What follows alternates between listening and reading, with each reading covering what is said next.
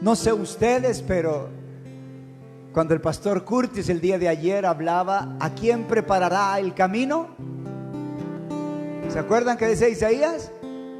A Jehová. Esa palabra entra a mi corazón, porque el Señor Jesús es ese Jehová, ¿verdad? Del Antiguo Testamento. Hermanos, estas verdades van a ser muy preciosas si aprendemos a compartirlas, pero deben ser una realidad primero en nosotros. Así que vamos a dar el tiempo al reverendo Curtis para que nos siga ministrando la palabra del Señor.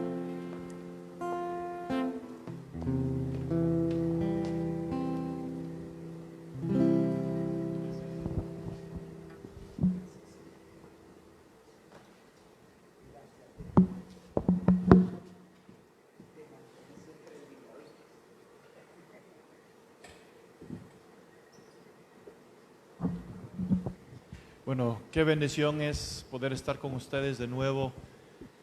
Y como dijo el pastor Raúl, uno mismo siempre es un estudiante de la palabra, aprendiendo, y muchas veces yo estoy enseñando y habiendo estudiado, enseñando, estoy dando, cuando de repente en medio de la enseñanza el Señor me está iluminando. Es como que en ese proceso de andar en la luz viene más luz. Y lamentablemente no tenemos el tiempo para realmente cubrir este curso como se debe cubrirlo. Y todos estamos limitados con el tiempo y aún con clases que tienen 12 horas de enseñanza, 3 horas cada noche por 4 noches. Eso realmente no da el tiempo que se necesita para cubrirlo todo. Y entonces lo que estoy tratando de hacer es darle como una panorama de las Escrituras y cómo esas Escrituras se enfoquen en el Señor Jesús, y que puede tener un mayor aprecio del Antiguo Testamento y ver cómo a través del Antiguo Testamento y también en el Nuevo Testamento se cumplen las Escrituras en Cristo Jesús. Esto es algo que es muy importante de saber, que nuestra fe, nuestra religión o nuestra creencia no inició con la venida del Señor, aunque Él es por decirlo así, el líder, Dios en la carne, sino inició antes de la fundación del mundo. Tenemos que ver eso, que es el Cordero inmolado. Ya Dios Padre tenía un plan. Y entonces, desde la eternidad pasada y hasta la eternidad futuro, la historia de Dios es una historia de la redención, del rescate, de su amor para con nosotros, hacia nosotros, a través de su Hijo. Y ese realmente es el eje de nuestra fe cristiana.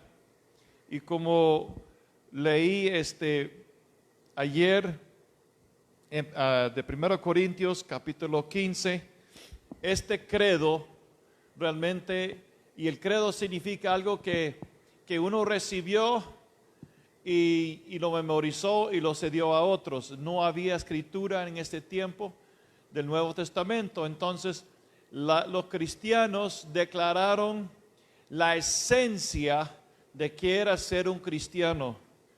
Y Pablo dijo de que lo que yo recibí, yo se lo estoy dando a ustedes. Y lo que recibió y lo que él dice, porque primeramente os he enseñado a lo que asimismo recibí. Cristo murió. Entonces, estamos tratando de profundizarnos por qué Cristo tenía que morir. ¿Quién es Cristo? ¿Quién es este hombre Jesús? ¿Es él solo un hombre o un Dios o un ángel en la carne? ¿Quién dicen los hombres que es el Hijo del Hombre? Y cada persona tiene que preguntar, a contestar esa pregunta. Ahora, no estamos aquí para luego salir a las calles y batallar y ser arrogantes y buscar a tratar de conquistar a alguien que cree diferente. Eso no es el propósito. El propósito de esto es que tú seas convencido, que tú seas persuadido. Yo sé en quién he creído y estoy persuadido. Ahora, va a haber personas que le van a preguntar quién es Jesús. ¿Por qué debo seguir a Jesús? Entonces, es poder tener la capacidad, la razón, el entendimiento de poder explicar la panorama de las Escrituras, el enfoque de las Escrituras y poder explicarlas de una forma y manera de que hay una buena base. Hay una buena base. Algo que me ha gustado mucho de profundizarme es en la legalidad de nuestra salvación. Y todo tiene su fundamento y base en la ley. La ley, Génesis a Deuteronomio, es lo que por mucho tiempo solamente tenían los judíos. O sea, eso era la escritura. Y Jesús dijo de que la ley, Moisés, habla de él. Entonces tenemos que encontrar en la ley donde se habla de su expiación, donde se habla de que Él es Dios, donde se habla del pecado. Y encontrar esas razones y para que uno mismo puede tener esa firmeza y certeza. Y no desviar la izquierda ni la derecha. Y segundo, poder compartir eso con otros. Y compartirla de una forma que es sencilla. Yo recuerdo un hermano que fue allá en Costa Rica, fue a un seminario, una iglesia invitó a un profesor de un seminario de otro país y él estaba ahí por varias semanas y él era un erudito, un doctorado, tenía su doctorado y entonces, encargado de un seminario muy prestigioso, de que tenía como 55 algo años de existencia. Entonces, varias personas llegaron y este hermano llegó y después de unas semanas lo vi y le pregunté, ¿qué estás aprendiendo? Y él me dijo, pastor, nada. Todo lo que él dice se va por encima, no entiendo las palabras, no entiendo lo que está enseñando.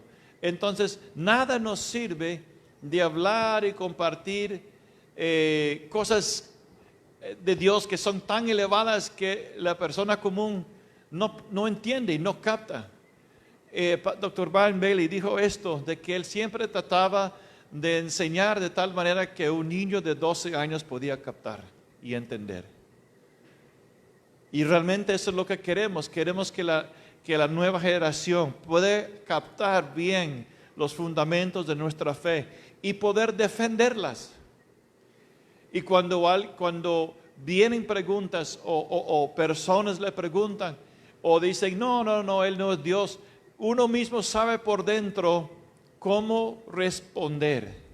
¿Dónde estoy arraigados? Pablo habla de estar arraigados en Cristo y produciendo fruto. Un árbol tiene dos aspectos, raíces que van para abajo y ramas que van para arriba para producir fruto. Y necesitamos los dos. Tenemos que profundizarnos y igual producir fruto. Entonces, cuando hablamos de Jesús, de la doctrina cristiana, de la fe cristiana, nos damos cuenta de la exclusividad de Jesús. Sus palabras exclusivas y su todo suficiente sacrificio y salvación. La fe cristiana, la doctrina cristiana se enfoca en las palabras de Jesús que son exclusivas, y voy a explicar en un momento, y que también su obra. Es todo suficiente. Su sacrificio, su obra, es todo suficiente para darnos salvación. No se puede restar, no se puede añadir. No se puede restar y no se puede añadir.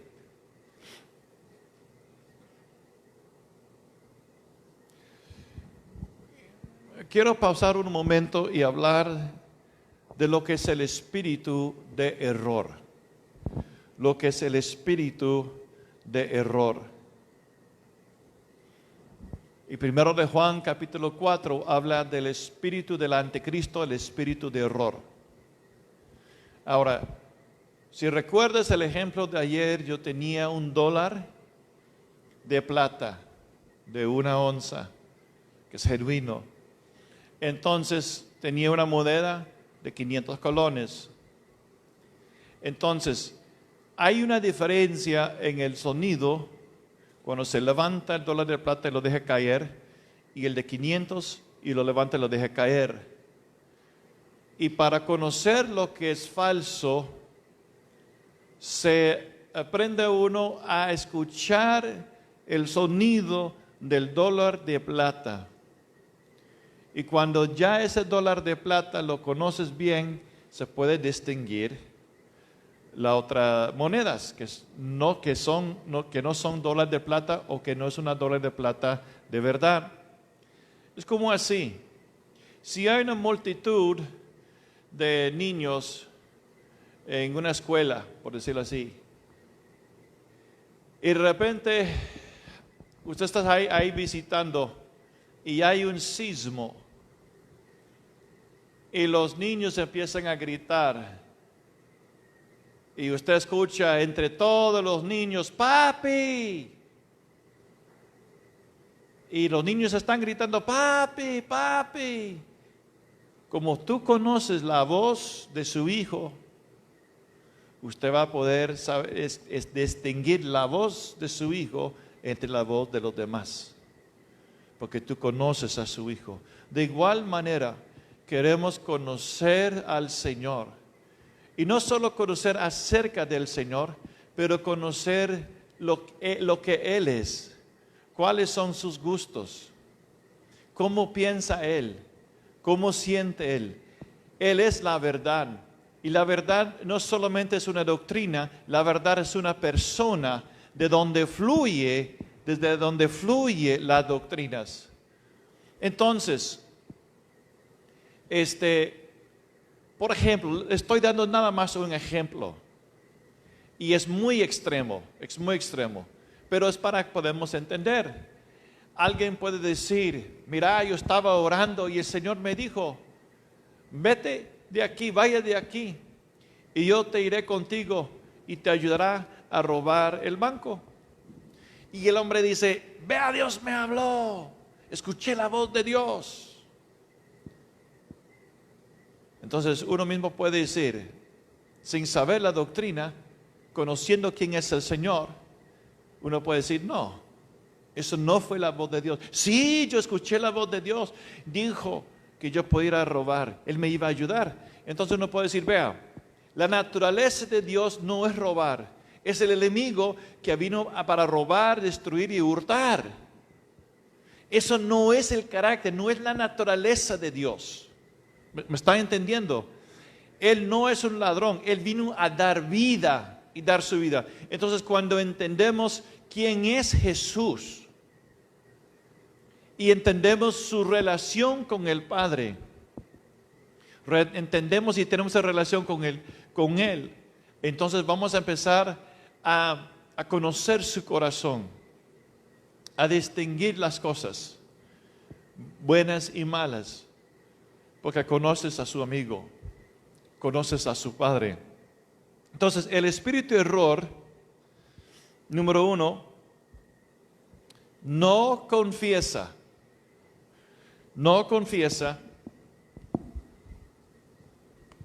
que Dios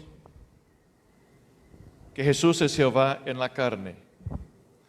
Primero de Juan,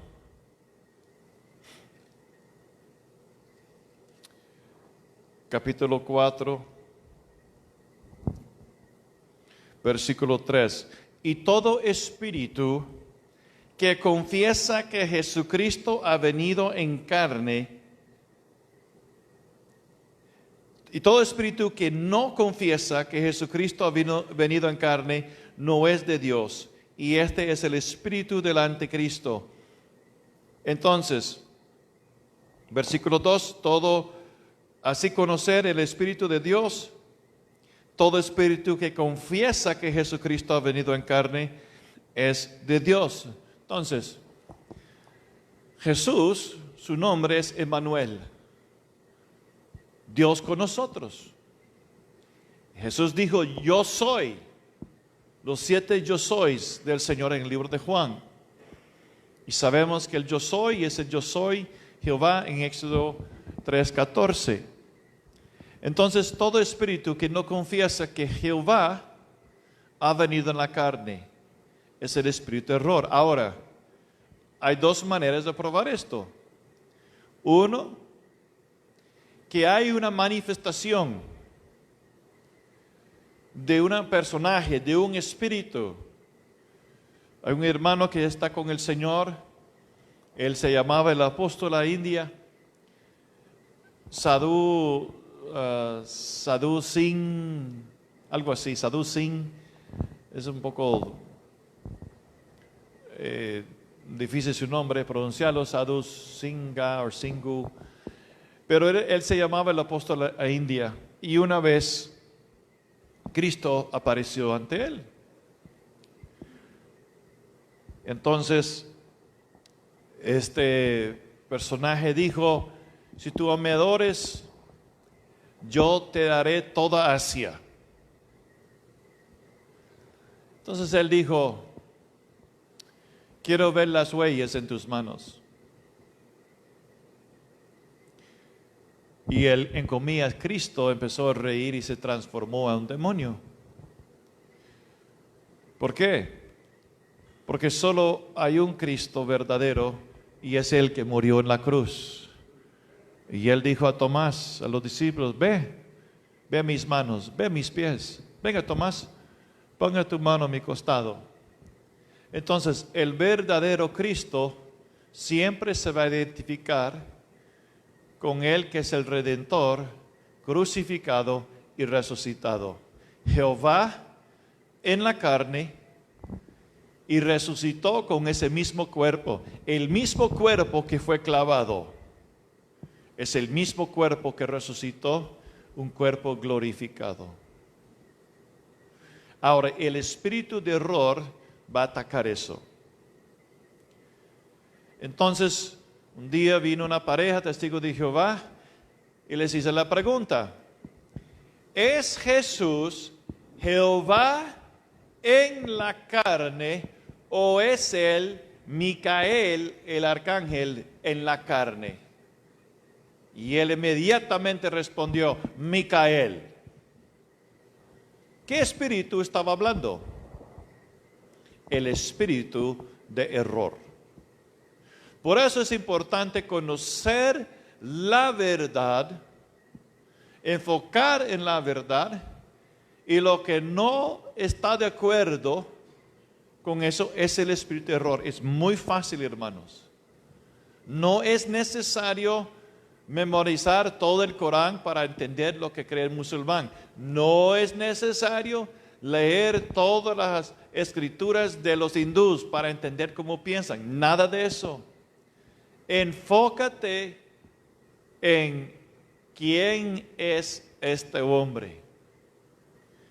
Y la esencia de nuestra fe se encuentra en 1 Corintios 15, 3 y 4. Es muy sencillo, pero muy profundo. Entonces, el espíritu de error va a encontrar su habitación, si puedo decir así, en las diferentes doctrinas que proviene del padre de mentira en este mundo. En Juan capítulo 14,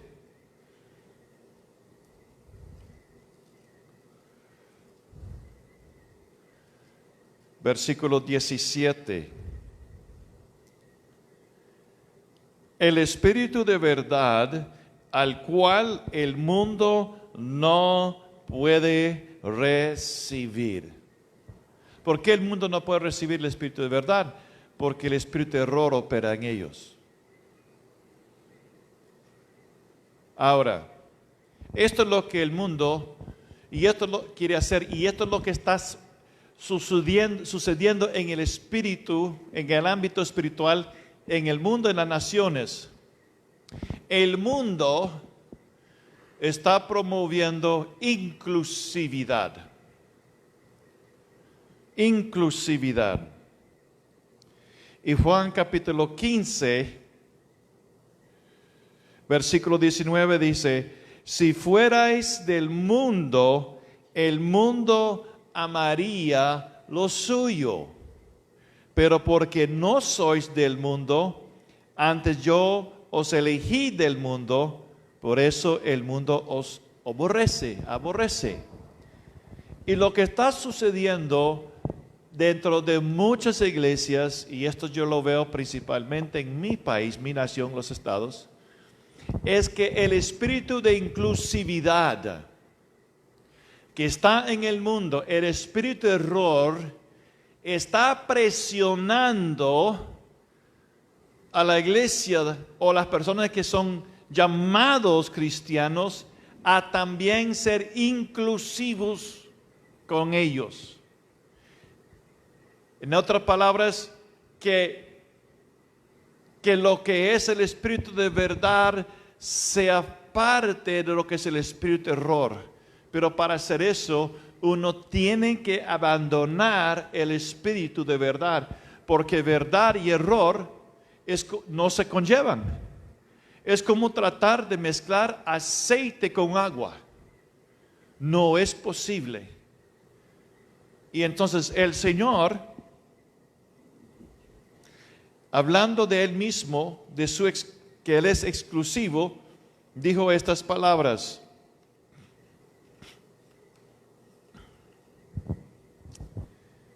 En Juan capítulo 8, versículo 23. Vosotros sois de abajo, yo soy de arriba. Jesús estaba diciendo: yo no vengo, mi origen no es de este mundo. Sí, Él nació y tomó un cuerpo humano, con la naturaleza humana como tú y yo tenemos, la misma semejanza de Abraham, la misma semejanza de David, la misma semejanza de María. Pero su origen era antes de eso. Él venía de arriba. Y no solo vino desde arriba. Miqueas capítulo 5, versículo 2. Dice que sus salidas son del principio, desde los días de la eternidad. Entonces, Él nunca tuvo un principio. Él es eterno. Y solo Dios es eterno. Él es Dios eterno. Y realmente no vamos a tener mucho tiempo a meternos en esto, pero en su libro se habla de la Trinidad. La palabra Trinidad no se encuentra en la palabra. Sin embargo, lo que representa la Trinidad, lo que es la Trinidad, se ve en los ejemplos. Entonces, hay un Dios eterno, todopoderoso, omnisciente, omnipresente, puro, sin pecado, santo, santo, santo, en tres personas: Padre, Hijo, Espíritu Santo. 1 Corintios 12 habla de las operaciones del Padre, luego la administración del Hijo y luego los dones del Espíritu. Son iguales en autoridad, poder, son diferentes en su función. Entonces, el Padre dirige, de Él salen las muchas operaciones. Es el Hijo que administra todas esas administraciones según la voluntad del Padre. Y es el Espíritu Santo que toma las cosas del Padre y del Hijo y se las revela a nosotros.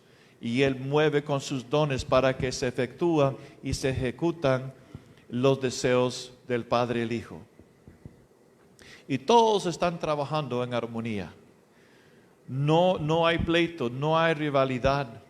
Se complace al Hijo a someterse al Padre y servir al Padre. Se complace el Espíritu Santo a tomar la obra de Jesús y profundizarse en el Padre y revelarnos las cosas del Padre y las cosas del Hijo. Entonces Jesús sigue diciendo, yo no soy de este mundo. Versículo 24 de Juan 8:24. Por eso dije que moriréis en vuestros pecados, porque si no creéis que yo soy. Y ayer vimos que Isaías 44:6 dice que Jehová, el Rey de Israel, Jehová de los ejércitos, su Redentor. Entonces, Él es el pariente cercano Redentor. Él es el único que nos puede redimir. Pero un espíritu para ser nuestro Redentor y cumplir con la ley del pariente cercano, Él tenía que ser familia o pariente de nosotros. Y Él tenía que hacerlo de su voluntad. Y Salmos 40, versículos 6 a 8, menciona eso. Deleito en hacer tu voluntad, oh Dios. Y vemos en el huerto de Getsemaní, vemos la lucha que tenía el Señor Jesús. Pero Él siempre terminó después de su oración diciendo, no mi voluntad, Padre, sino su voluntad. Entonces, Él se ofreció voluntariamente, el Padre no lo obligó. Él dio voluntariamente su vida y Él dijo, tengo autoridad para levantarla. Es más, cuando Él estaba en la cruz, Él dijo, consumado es, y Él entregó a sí mismo a la muerte. En ningún momento tenía la muerte o el pecado dominio sobre Él. ¿Por qué? Él es Jehová en la carne. Y Él siempre tenía el dominio y el control. Y Él, como el Cordero inmolado desde antes de la fundación del mundo, de su voluntad entregó. Él murió dando su vida, entregando su espíritu. ¿A quién? ¿Al espíritu de muerte? No, a su Padre. Encomiendo mi espíritu en tus manos, Padre. La muerte no vino y Él lo agarró y lo estranguló. No. Porque Él es Jehová en la carne. Él dio su vida. Él lo rindió de su voluntad. Entonces, Él dice, yo soy. Y si no creéis que yo soy, morirás en sus pecados. ¿Ok?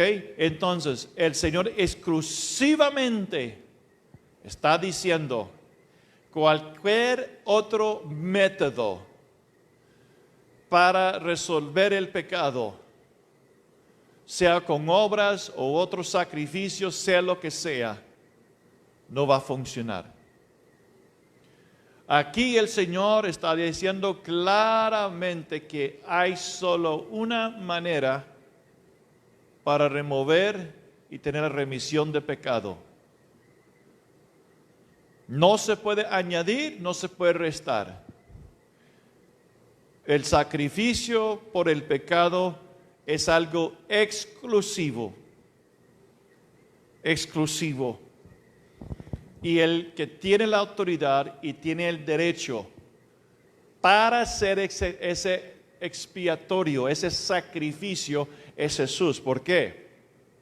porque Jesús cumplió con la ley, cumplió con la legalidad de nuestra salvación, siendo nuestro pariente cercano redentor. Quiero que entiendas eso, hermano. Y en tipo tenemos Éxodo capítulo 12. ¿Qué tipo de animal, dijo Dios, tenía que sacrificar los padres de Israel para que su primogénito podía ser guardado? Era un cordero. ¿Un cordero manchado o un cordero sin mancha? Sin mancha. ¿Por qué? Porque ser manchado es un tipo de pecado. Y no fue Cristo a la cruz habiendo hecho pecado. Él nunca mismo fue manchado. En Él no hubo pecado, no hizo pecado, no habló pecado, no cometió pecado. Entonces, en tipología, el animal tenía que ser ritualmente limpio y puro. Y Dios dio los requisitos. Ok. Entonces, ¿era solamente morir el cordero? ¿Cuál era el propósito de la muerte?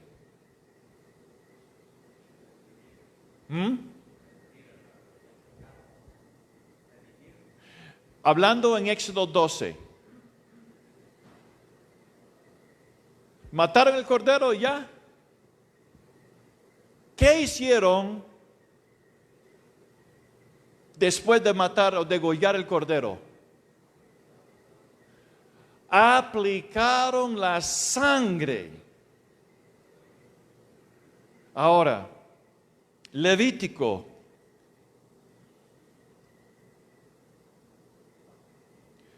capítulo 17, versículo 11. Porque la vida de la carne en la sangre está, y yo os la he dado para hacer expiación sobre el altar por vuestras almas. Ok, el alma que pecó, ¿su alma está libre o manchado por el pecado? Está manchado. ¿Cómo podía él o ella ser exonerado, absuelto su pecado? Lo voy a explicar de esta manera. Usted viene del trabajo de la finca y usted había caído, usted cayó quizás en la tierra, estaba lloviendo, se resbaló y usted viene con su ropa sucia. Entonces usted llega y le entrega su ropa a la esposa. Dice, amor, necesito esto para la tarde porque tengo que salir otra vez. Entonces él lo lava y cuando le entrega la ropa todavía está sucia. Usted dice, amor, pero esa ropa está sucia. ¿Cómo lavaste esto? ¿Con agua sucia? Yo pensé que no importaba esa agua. Está sucia, su ropa está sucia. ¿Puede agua sucia limpiar ropa sucia? No. ¿Qué tipo de agua se usa? Agua limpia. Se necesitaba sangre de un animal que representaba a Cristo. Y por eso vino el nuevo pacto, porque la sangre de un animal es superior o inferior a un hombre. Es inferior. ¿Por qué? ¿Al animal le dio dominio Dios sobre el hombre o el hombre dominio sobre el animal? El hombre. Entonces, desde el principio el hombre es superior al animal. Entonces, Dios escogió al cordero y yo tengo ovejas. Bueno, tengo un macho ahora, un borrego. Pero esos animales fueron atacadas por un perro. Y ellos no tienen manera de defenderse. Y es más, casi no hacen ni un ruido cuando son perseguidos y atacados. Sin embargo, trata de agarrar un chancho o un marrano, ¿cómo dicen aquí? Un cerdo, ¿verdad? Que es muy manso. No, se escucha de lejos. Casi siempre podemos escuchar cuando un vecino o alguien está matando un cerdo. Chilla y grita y llora. Entonces Dios escogió a un cordero porque iba a representar al hombre que iba a venir. Ahora, entonces, la vida del animal está en el sangre. Entonces, en tipología, como era sin mancha, su sangre es sin mancha. ¿Qué hicieron con la sangre? Pusieron esa sangre sin mancha pura en el poste y dintel de la casa.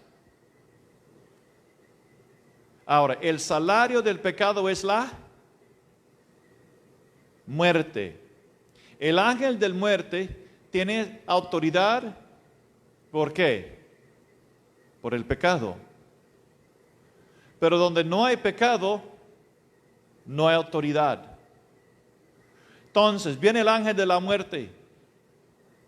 Pasa por una casa, no hay sangre. ¿Qué hace? Tiene autoridad para tocar.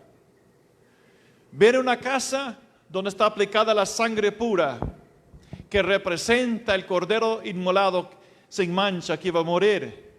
¿Tiene autoridad para tocar? No, porque no hay pecado. ¿Me están entendiendo?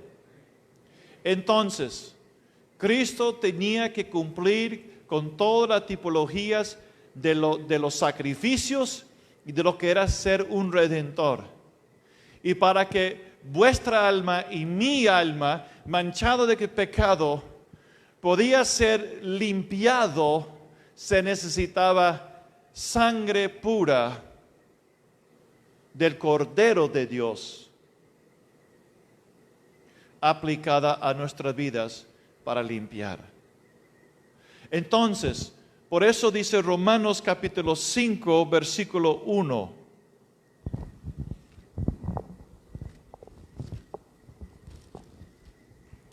Justificados pues por la fe, tenemos paz con Dios por medio de nuestro Señor Jesucristo. ¿Qué realmente significa ese versículo? ¿Qué significa ser justificado por fe? Lo que está diciendo, usando la tipología de la sangre del Cordero Pascual, está diciendo que cuando Dios ve la aplicación de la sangre del Hijo de Dios en su vida, Él ya no está viendo nuestra justicia según las obras o nuestros pecados. Él está viendo la justicia de su Hijo aplicada a nuestras vidas. Amén. Por eso, al morir en Cristo con la sangre aplicada, el ángel de la muerte no nos puede llevar, Satanás no nos puede llevar al infierno. Porque la sangre está aplicada. Ahora, quiero hacer una pregunta. Digamos que hay un hijo y el padre escucha las noticias del sangre que tiene que ser aplicado y el hijo dice: papi, yo soy el primogénito, ¿y por qué no vas a matar un cordero y aplicar? Dice: hijo, vea, usted nunca ha peleado con sus hermanos, usted nunca ha hecho nada mal. Y es un testimonio que usted es el mejor niño entre todos los niños. Usted siempre es obediente, usted siempre es muy amable. No hay nada que preocuparse. Vea lo que usted ha hecho. Cuando su mamá dice: vaya a buscar agua del pozo, usted va. Y usted va alegre. Cuando su mamá dice, ayúdame aquí con la cocina, usted la ayuda. Cuando yo le pido, ayúdame a buscar leña, usted lo hace. Usted siempre es obediente. Vea qué bueno eres por lo que tú haces. No te preocupes, hijo. Eres un buen muchacho. Dime una cosa. Lo bueno que él es y todas sus buenas obras, ¿le va a dar la autoridad sobre el ángel de la muerte? No. No importa si es un buenísimo budista. No importa si es una buenísima persona. Muy moral. Buenas éticas. El problema es esto. De que esa persona está conectada al primer Adán. ¿Y qué dice la Escritura acerca del primer Adán?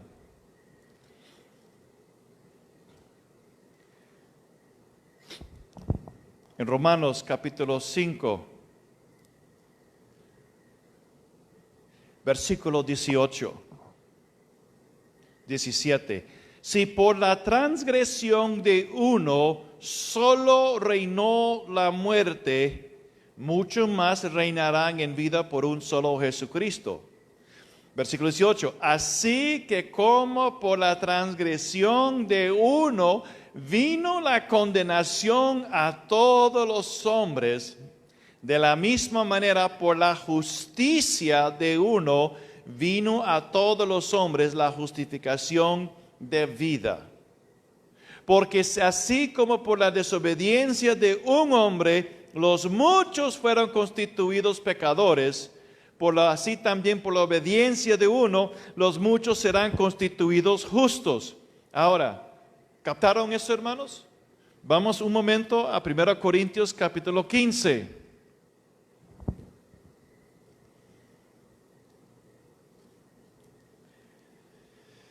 En 1 Corintios 15, versículo 45, así también fue escrito, fue hecho el primer hombre Adán, alma viviente, y el postrer Adán, espíritu viviente.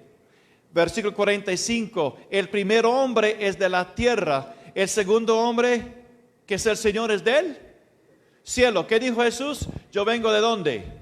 Ok.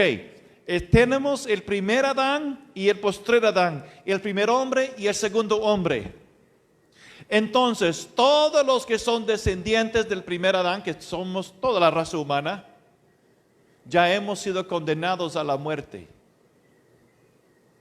Por el pecado de uno, eso vino a todos. Entonces, no importa cuán bueno es ese hombre o mujer. Viene el ángel de la muerte cuando muere la persona y dice, tú eres mío, te llevo al infierno. Y el hombre dice, no, ¿cómo se puede hacer eso? ¿Cómo usted se atreve? Yo nunca maté, nunca robé, amaba a mi familia, yo era muy bueno con mis vecinos, todos me respetaban. El ángel de la muerte va a decir, muéstrame la sangre. ¿Y cuál sangre? La sangre del Cordero de Dios. Yo pensé que eso no era necesario. Me dijeron que yo soy buen hombre. Lo siento. No hay sangre, tú eres mío. Tengo potestad sobre ti, porque el salario del pecado es la muerte. Ahora, ¿cómo podemos nosotros ser librados de la maldición del primer hombre Adán? Es ser nacido, así como tú y yo hemos venido del primer Adán, tenemos que salir del postrer Adán. Tenemos que ser parientes somos parientes del primer Adán por carne y sangre, pero tenemos que ser parientes del segundo Adán o el postrer Adán o el segundo hombre, por ser pariente de él en lo espiritual. ¿Me están entendiendo? ¿Cómo podemos hacer eso? La sangre del hombre justo, el único que cumplió con todos los requisitos de la ley. Él nunca hizo ninguna infracción de la ley. Por eso Él es el justo. Pero también Él pagó la penalidad de la ley. Ahora, en Levítico capítulo 1, cuando alguien pecó, ellos tenían que traer según su clasificación, si era sacerdote, un líder o un hombre o mujer común. Había tipos de animales con respecto a su posición o su responsabilidad, pero cada animal tenía que ser sin mancha. Entonces, no tengo un ejemplo aquí.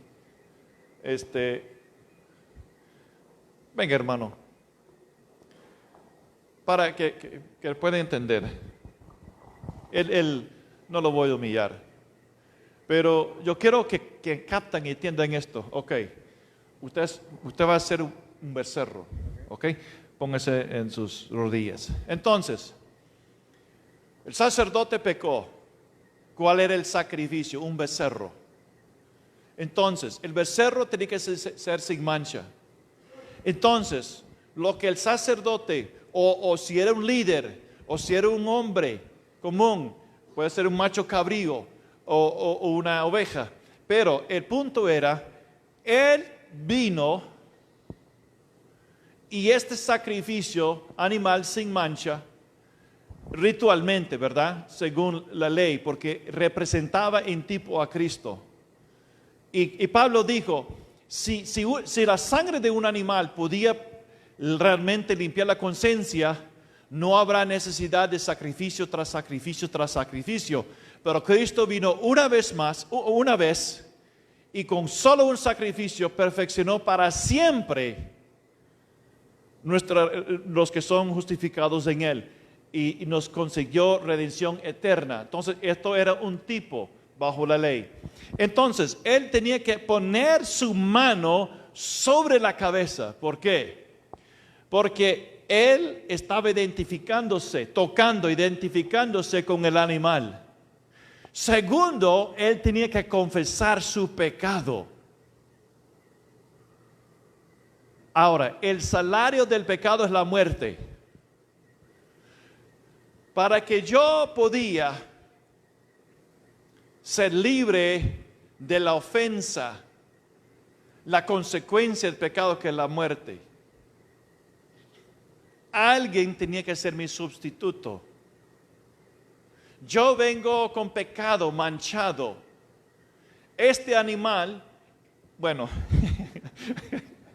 en tipo, este becerro es ritualmente limpio. Yo pongo mis manos, confieso mis pecados. ¿A dónde va en simbología o tipología mis pecados? A Él. Entonces, no fue el sacerdote levita, sino la misma persona tenía que luego degollar al animal. Y luego esa sangre fue aplicada al altar. Y el animal puesto sobre el altar. ¿Me están entendiendo, hermanos? Ok, piensa ahora, levántase. Ahora, viene Juan el Bautista. He aquí el Cordero de Dios. Esto es lo que tú y yo hicimos, viendo la tipología de la sangre del animal. Eso es lo que hicimos nosotros. Viene el verdadero Cordero de Dios. Y Él es mi sacrificio. Me identifico con Él. Pero eso es lo que tú y yo hicimos. Esto fue nuestra parte. Declarándolo en la cruz. Lo que los sacerdotes levitas hicieron con el cordero o con el becerro es lo que Cristo hizo con nosotros. Amén. Él era nuestra expiación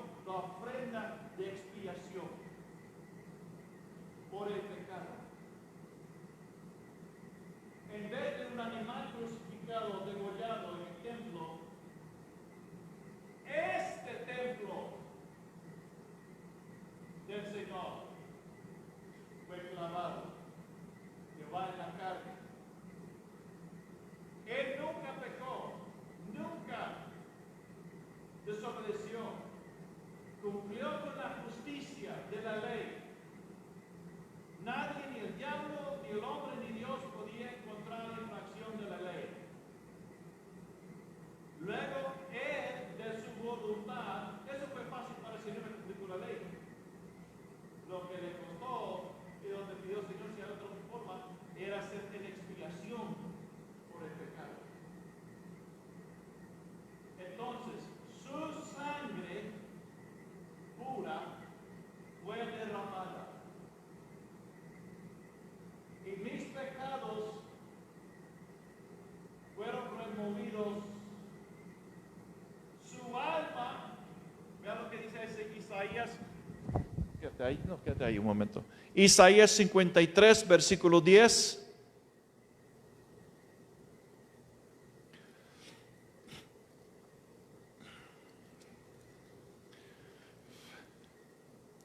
Con todo eso Jehová quiso quebrantarlo, sujetando el apacimiento, cuando haya puesto su vida en expiación por el pecado. Versículo 11, verá el fruto de la aflicción de su alma y quedará satisfecho. Por su conocimiento justificará mi siervo justo a muchos. ¿A dónde? En la cruz, hombre justo. ¿Por qué? Porque Filipenses dice, capítulo 2, que Jesús fue obediente aún a la muerte de la cruz. Él fue obediente aún en la cruz. No hubo falta en él, porque de su voluntad sometió en obediencia al plan de Dios. Y Él es nuestro sustituto. Él es nuestro propiciatorio. ¿Sabe lo que significa esa palabra propiciatorio?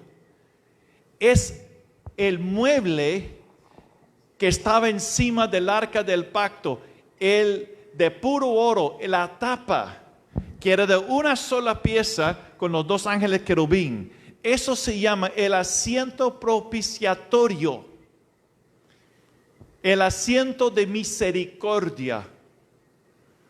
Y encima, debajo de ese asiento es la ley. Y Jesús cumplió con la ley, pero nosotros no. Entonces la sangre fue puesto sobre el asiento 7 veces. Cada día de expiación, cada año en el tiempo de expiación, representando la sangre de Cristo, para que Dios podía extender su misericordia a los que no han cumplido con la ley. ¿Por qué? Porque la sangre del hombre justo, que murió inocentemente y dio su vida pura en su sangre, para que esa sangre podía ser aplicada al dintel y los postes de mi corazón o de mi casa. Y luego el ángel de la muerte dice, no puedo tocarlo, porque es la sangre de un hombre inocente y puro que yo veo. ¿Pero es mi justicia? No, es la justicia del Señor imputada, aplicada. Yo soy un pecador, pero es como mi deuda en una cuenta de contabilidad. Tengo deudas, pero Él es mi crédito. Y su sangre aplicada borra toda la deuda que yo tengo y todo queda en cero, limpio. La deuda que yo nunca podía pagar siendo heredero y descendiente del primer Adán. Esa deuda yo nunca podía perdonar, no podía librarme de esa deuda. yo necesitaba un pariente cercano redentor, que primero era mi hermano, mi familia. Y Jehová se hizo carne y uno de los nombres del Señor es hermano mayor. Y yo conocí al Señor de esa forma. Él entró una vez en la iglesia donde yo estaba y vino a mi lado, no lo vi, pero sentí su presencia muy fuerte. Y él me habló de esas palabras, hermano mayor. Y era tan significante esas palabras para mí, ¿por qué? Porque yo soy el primogénito, no tengo hermano mayor. Sí, ya puede bajarla. Entonces, ahora necesito ser librado. ¿Cómo? Tengo que tener alguien que me va a absolver del problema de ser relacionado con el primer Adán. ¿Cómo voy a ser un hombre justo siendo condenado a la muerte del primer Adán? La muerte del primer Adán pasó a mí. ¿Por qué?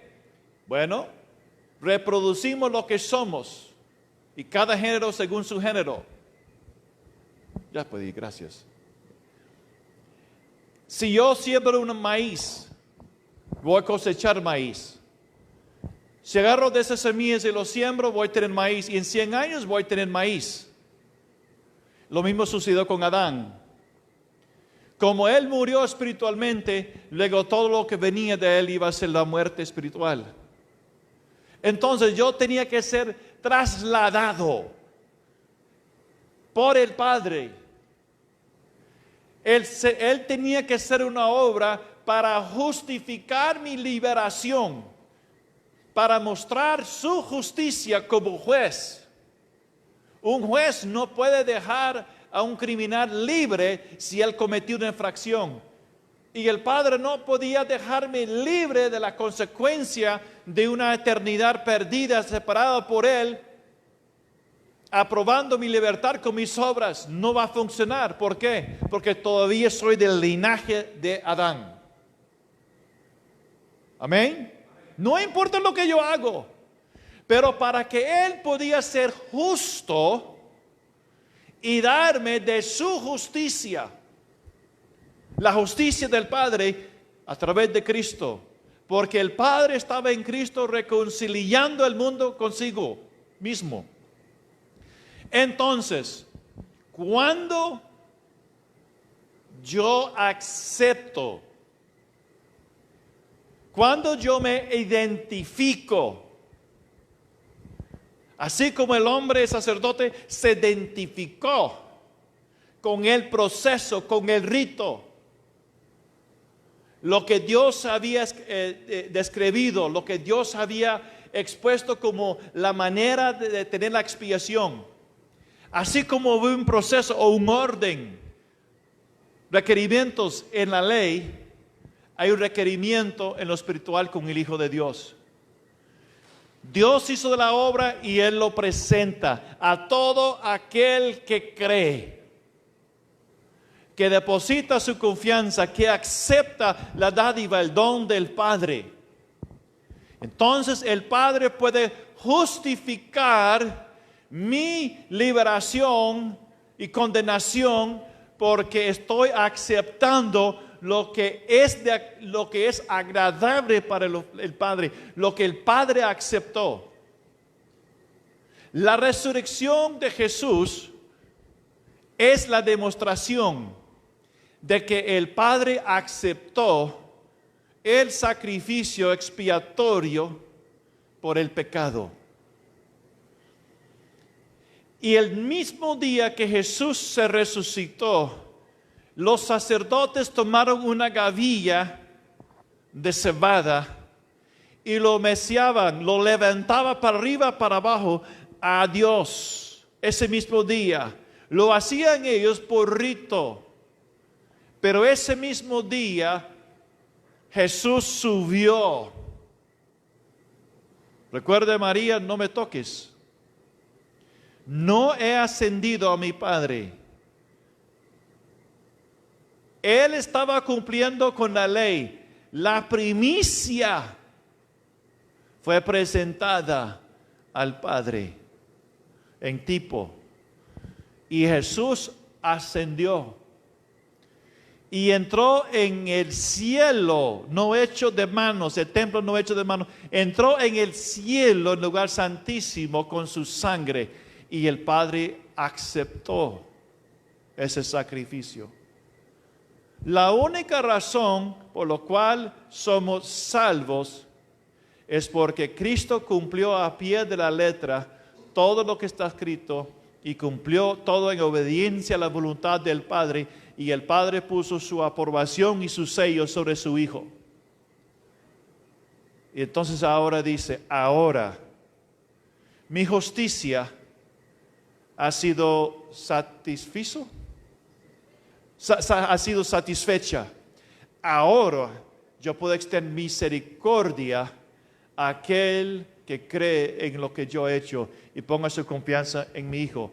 Entonces, el que cree, el que deposita su confianza, entonces el Padre puede justificar la liberación, la exoneración, la remisión, perdón de pecados. ¿Por qué? Porque entonces la sangre de su Hijo justo es aplicada. Y el Padre ve esa vida como es la vida de su Hijo. ¿Por qué? Por la identificación. Jesús, siendo carne y sangre, representaba a toda la raza humana. Por eso dice el postrer Adán. El primer Adán pecó y murió. El postrer Adán significa que en Cristo no hay más del primer Adán, la raza. Cuando Él murió en los ojos de Dios, desde el primer hombre, Jesús siendo hombre de Adán, hijo de Adán, cuando Él murió ante los ojos de Dios, toda la raza humana murió. Para que de Él puede ser, de Jesús, un nuevo hombre, una nueva creación. ¿Me están entendiendo? Entonces, si el Padre ve a la raza humana muerto, ¿por qué? Porque Él, siendo nuestro sustituto, murió. ¿Y dónde fue llevado? Sepultado. Los muertos son sepultados y ya no viven más. Pero cuando Cristo resucitó con el poder de la vida eterna de Dios. El Espíritu de santidad entró en su cuerpo y lo levantó y lo transformó a un cuerpo glorificado. Ahí empieza el nuevo hombre. Y ante los ojos de Dios, si lo puedo decir así, Él fue el primer Adán, como en el huerto. Así como Adán era el único antes de Eva, ¿verdad?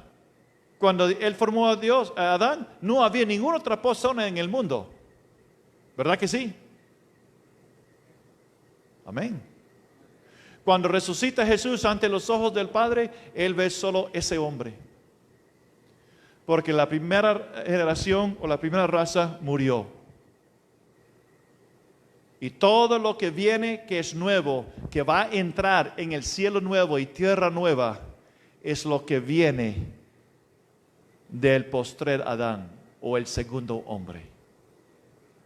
Una nueva raza, una nueva criatura, distinto, hijos de la resurrección. De hecho, uno de los nombres que será dado a nosotros a recibir nuestro cuerpo glorificado es hijos de la resurrección. Nuestra redención no está completa hasta que hemos recibido la misma resurrección de cuerpo como lo recibió Cristo Jesús. Y cuando recibimos eso, recibiremos el título hijos de la resurrección. Porque solamente esos hijos de la resurrección son los que van a entrar en el cielo nuevo y tierra nueva. Los demás que no entran quedan muertos. ¿Y dónde van? ¿Dónde va la muerte? Al infierno. ¿Cuál es el último ángel? ¿Cuál es el último enemigo? ¿Será destruido el que va al lago de fuego? La muerte. Entonces todos los que tienen y que están debajo de la potestad de ese ángel, cuando él va, adivina quién va con él. Todos sus hijos. Pero él no puede tocar los que tienen la sangre aplicada, porque son una nueva criatura. La muerte solo tiene su potestad de la tumba atrás, no tiene autoridad de la tumba hacia la resurrección y futuro. ¿Me están entendiendo, hermanos? Amén. Bueno, creo que se nos acabó el tiempo, ¿verdad? 5 minutos, ok. Entonces,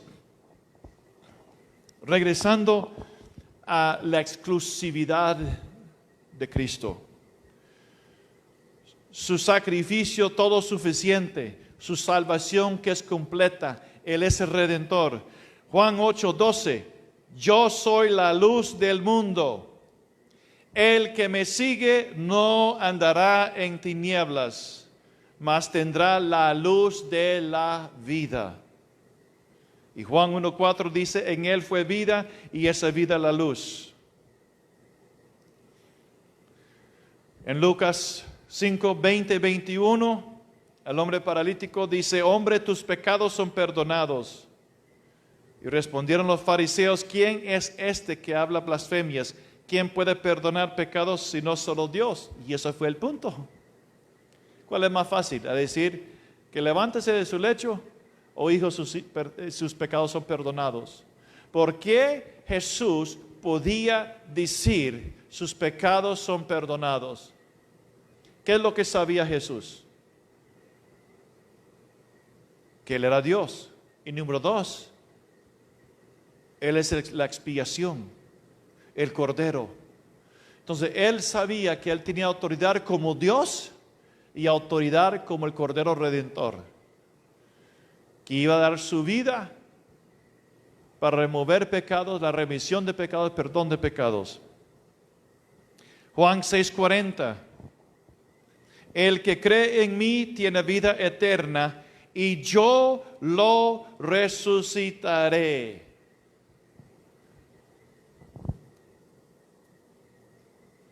Juan 14, versículo 6, Jesús le dijo, yo soy el camino, la verdad y la vida. Nadie viene al Padre sino por mí.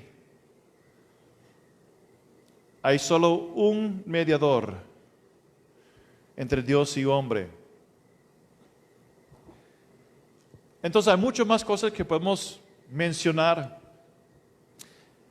Cosas que dijo Jesús y sus obras que revela su naturaleza, que revela su deidad, que revela su propósito, su misión, su poder. Entonces, todas estas cosas que hemos visto, estas declaraciones en las Escrituras, nos muestra que, número 1, Jesús es exclusivamente el único camino a Dios.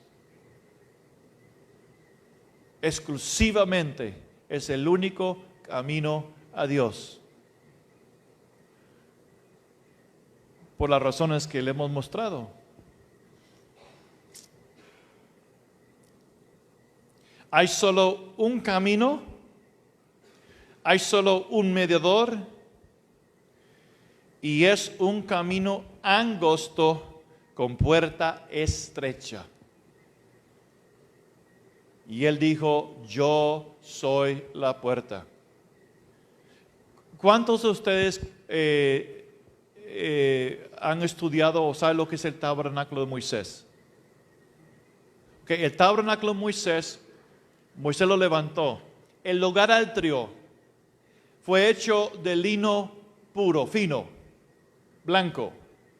Entonces, para poder entrar, había solo una puerta. Y todo alrededor era blanco, adentro y por fuera.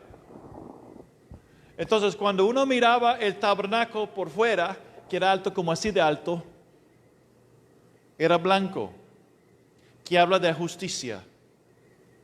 yo estoy afuera y yo entro por la puerta y voy por dentro.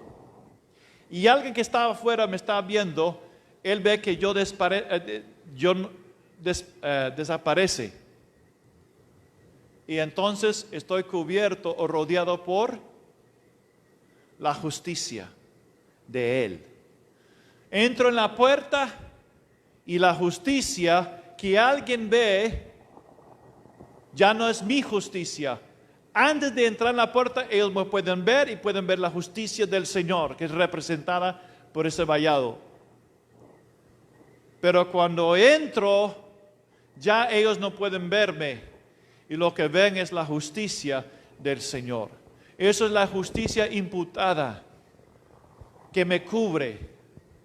Pero luego Él quiere rectificar, justificar mi vida internamente. Él quiere cambiar, transformarme para que mis obras sean obras de su justicia, no mi justicia. ¿Ya? Ok. Entonces, bueno, solo dame un minuto aquí. Número 2, Él es Jehová en la carne. Jehová en la carne. Número 3, Él tenía que ser hecho carne para ser nuestro sustituto.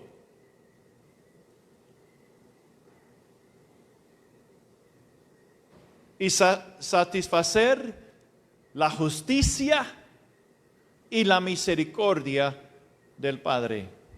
El juicio, la justicia. Número 4. Ningún hombre, ningún ángel, ningún demonio puede restar o añadir a la obra perfecta de Jesús.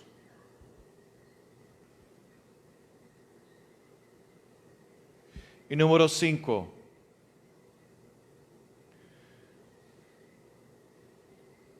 Por ser descendiente del primer Adán, sin Cristo estamos muertos en nuestros pecados.